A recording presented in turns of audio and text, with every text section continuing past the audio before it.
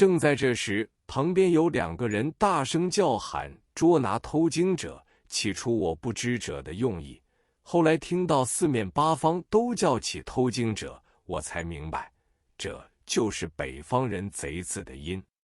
我想这事也不至于如此严重，最多坦坦白白向2个捉住我手臂的人说明原委。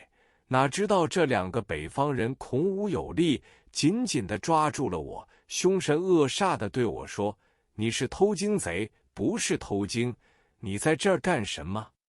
那2人说的都是北方土话，和正式的京片子不同。我操着上海市的国语和他们谈话，真好像秀才碰着冰，有理说不清。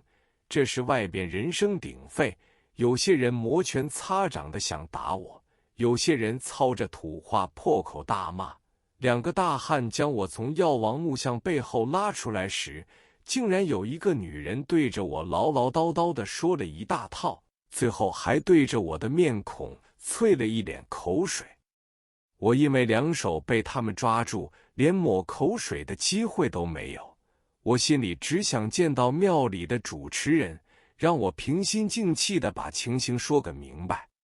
哪知道有一位执年董事已经走到我的面前，对我说：“现在各地庙宇都有人偷经，原来你也是这个调调，今天无论如何要依法重办。”这时我联想起报纸上曾经有过康圣人偷大藏经的记载，我自信一生谨慎，竟然也闹出同样事件。我不敢说出我亲戚的名字，怕被亲朋所笑。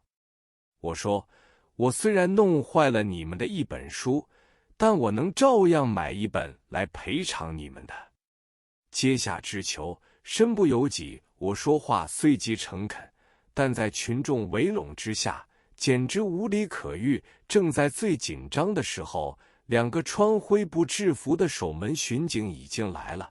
他们对我说：“现在你说的话完全是白费的，有话留到局子里去说吧。”说了之后，他们就将一根很粗的麻绳把我的右手附在右面一个巡警的手上，左手也附在左面一个巡警的手上。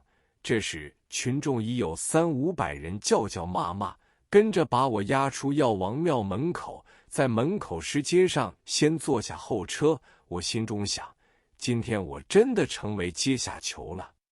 坐了10几分钟，有一辆马拖的囚车施然而来，那位执年董事坐在驾车人的旁边，我就被2名巡警拖拖拉拉地上了囚车。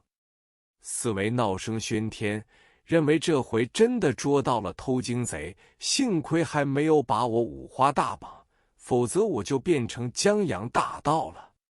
一会儿，身不由己地到了警察分局，站在公案桌前，先由那位执年董事报告案情，然后那位巡官就问我姓名、职业、住址。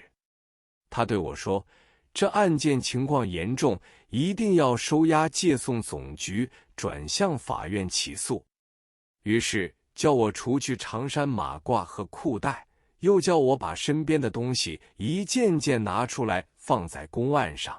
我只能遵命办理。我身上没有什么东西，只有一个银包，内藏钞票100多元，银元4枚，辅币若干。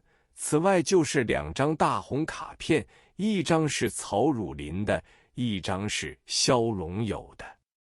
料不到这位巡官一看到这2张名片，面色立刻转变，周身官架子完全消失。他问我：“曹汝霖你怎样认识的？”我说：“他是我的姑丈。”又问：“萧龙友你又怎样认识的？”我说：“萧先生近日请我吃过饭，并送给我一副对联，我是专程来北平游历的。不过为了好奇心的驱使，用手指掀了一掀药王背后的那本书，并没有取什么东西，所以说我是贼，与法是不合的。”那位巡官忽然笑容可掬地说：“对，拿贼要拿赃，没有取赃，怎么能说您这样斯文人是贼。即刻叫我穿回长衫马褂，叫巡警端上一张椅子要我坐，同时倒了一杯茶来。他还道歉地说：“他们不会办事，请您原谅。”正在这个时候，那位药王庙执年董事已打电话给萧龙友。原来萧龙友是那间药王庙的总董。打电话时，只见那位董事面孔一阵红一阵白，连说了几声“是，是，是”。那董事挂了电话，就对巡官改用央求的姿态说：“这件事可否由我签保，把案子撤销了事？”巡官这时对那董事申斥了几句，并说：“这位先生是上海来的正当游客，怎么能如此胡来？”接着又骂了几句混账，混账，就把我释放了。临行时还对我再三抱歉。两个庙门巡警早已不知溜到什么地方去了。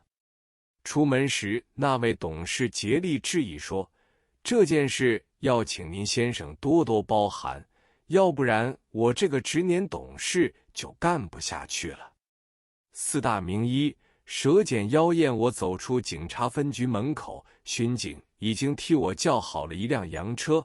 我上车本想直返旅馆，但再一想，应该先把神经松弛一下，于是叫车夫拉到东安市场溜达一会。在车上，我想起今天的一幕惊险戏剧，只怪自己太不小心，国语又讲得不好。在北平，一般人说的都是京片子，上等人讲的京片子斯文有礼，下等人讲的都是土话，既说得快又粗得很，所以有许多话听也听不清，说更说不上来。其实我们上海人说的国语可以说是上海国语，四川人讲的是四川国语，湖北人说的是湖北国语，所以统一国语实际上是统而不一的。我又想起我们上海有位黄炎培，他讲的是浦东国语，汪精卫演讲时说的是广东国语，所以我的上海国语在这种场合便有口难言了。后来又一想，今天要是没有那两个彪形大汉先把我抓住的话，可能还会受到其他的人拳打脚踢。不过坐上了囚车的一幕，总觉得大大的不吉利。